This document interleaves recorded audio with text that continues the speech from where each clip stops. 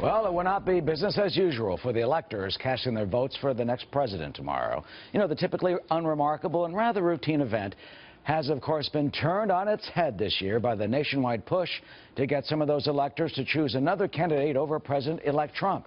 And no more than 5 million Americans have signed a MoveOn.org petition demanding electors dump Mr. Trump. Well, some electors even reporting that they've received death threats over their vote. Mr. Trump, as you know, received 306 electoral votes in the election, meaning 37 electors would have to switch tomorrow. So what should we expect? Joining us now is Judy Miller, adjunct professor at the Manhattan Institute for Policy Research, a Pulitzer Prize-winning author and journalist and a Fox News contributor. You know, Judy, some reports this morning have said that they predict from 1 to as many as 20 electors could switch. But, you know, the Trump team says he won. The electors should honor that. What do you think will happen?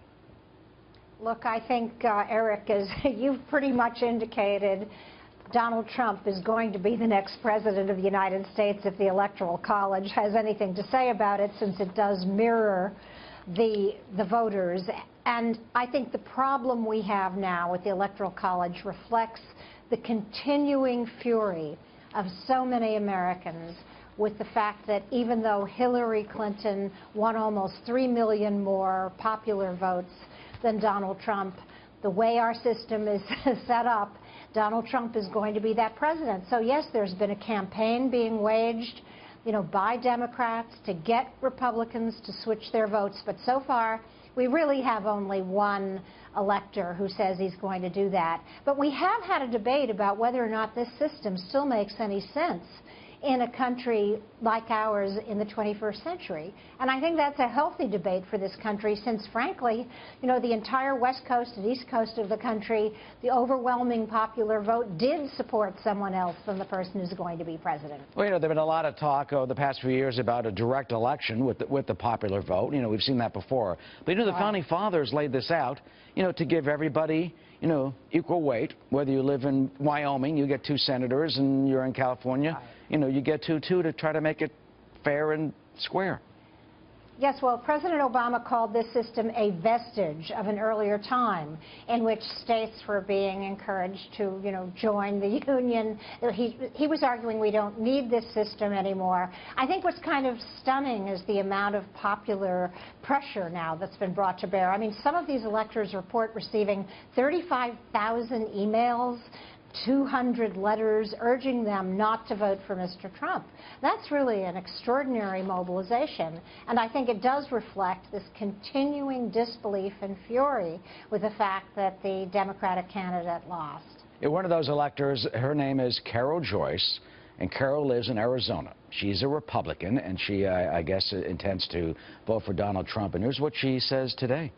The letters came from Washington State and from China, stuffed with copies of the U.S. Constitution or Alexander Hamilton's writing in the Federalist Paper number 68, which states that the meeting of the Electoral College, quote, affords a moral certainty that the office of the president will never fall to the lot of any man who was not in the eminent degree endowed with the requisite qualifications. Boy, oh boy, did Alexander Hamilton know how to write. But right. I mean, there is a point. I mean, how can President Obama call it a vestige if you're dealing with these ethical, moral issues and principle of giving the power, the ultimate power of the presidency, you know, to the people who are the electors?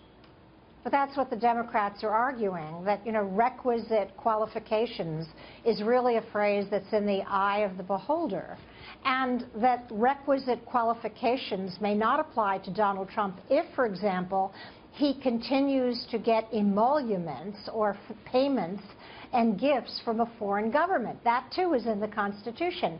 And yet we still haven't heard from Mr. Trump exactly how he intends to fashion his financial situation so that he doesn't have conflicts of interest, so that he's not getting foreign gifts in terms of revenue from his hotels.